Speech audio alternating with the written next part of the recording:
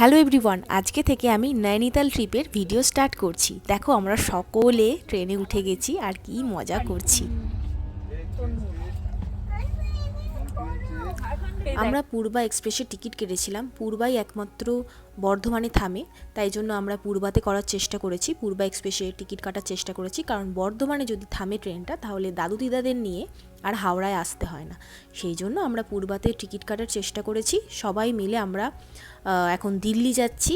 আর এই পূর্বা এক্সপ্রেস সকাল 8টায় হাওড়া থেকে ছাড়ে। হাওড়াতে আমি আর আমার বর উঠেছি, আর বর্ধমানে বাকি সবাই উঠেছে।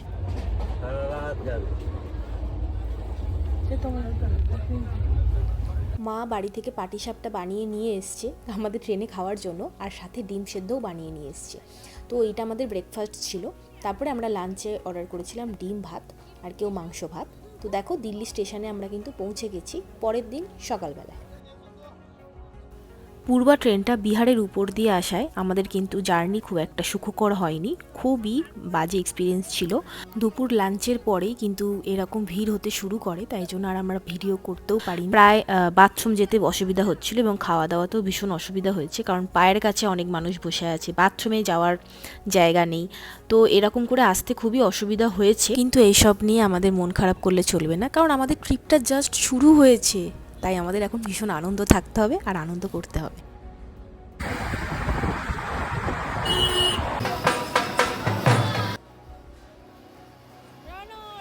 আমরা এই পুরো ট্রিপটাই একটা প্যাকেজের মাধ্যমে করেছি। তো তাই জন্য দিল্লি স্টেশনে আমাদের একটা টেম্পো কার নিতে এসেছিলো, সবাইকে গোলাপ ফুল দিয়ে গাড়িতে ওঠালো।